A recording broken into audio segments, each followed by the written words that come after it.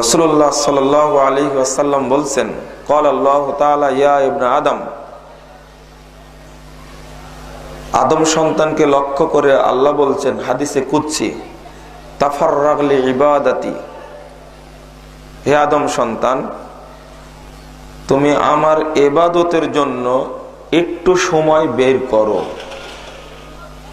আল্লাহ বলছেন একটু সময় বের করো আমার ইবাদতের জন্য। তাহলে কি করব? আমলাক ইয়াদাকা গিনান, তুমি একটু সময় বের করলে আমি তোমার হাতকে, তোমার জীবনকে প্রাচুর্য অর্থ দ্বারা একেবারে ভর্তি করে দেব। ওয়া আসুদ্দু ফাকরাক, আর যত দরিদ্রের পথ আছে, তোমার যত সমস্যার পথ আছে, সব পথগুলো আমি বন্ধ করে দেব। আল্লাহ বলছেন হাদিসে কুদসি, তুমি সময় বের করো, বের করলে আমি তোমাকে প্রাচুর্য দ্বারা, ধন সম্পদ দ্বারা পূর্ণ করে দেব, তোমার দরিদ্রতার পথ আমি বন্ধ করে দেব। ভাষাটা কার? আল্লাহ।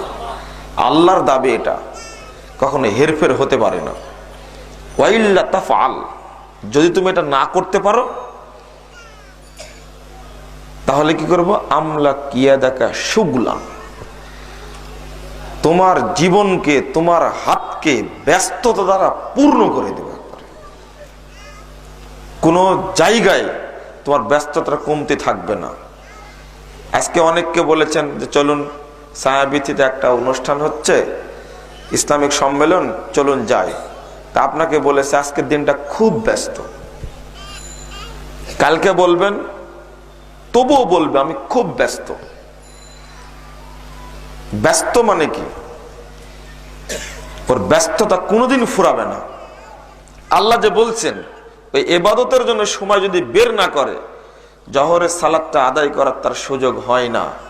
আল্লাহ বলছেন আমলাক ইয়াদাকা শুগলান, তুমি যেখানে যাবে না কেন সেখানেই তোমাকে ব্যস্ততা ধরবেই। আমি তোমাকে ব্যস্ততার মধ্যে একেবারে ডুবিয়ে দিব। তারপরে রাসূলুল্লাহ সাল্লাল্লাহু আলাইহি সাল্লাম জানিয়ে দিচ্ছেন, আল্লাহ বলছেন ওয়ালাম আসুদ্দু ফাকরাক, তোমার কোন দরিদ্রতার পথ আমি আল্লাহ বন্ধ করব না। সারা জীবন দরিদ্র থাকবে, তোমার চাহিদা কখনো পূরণ হবে না।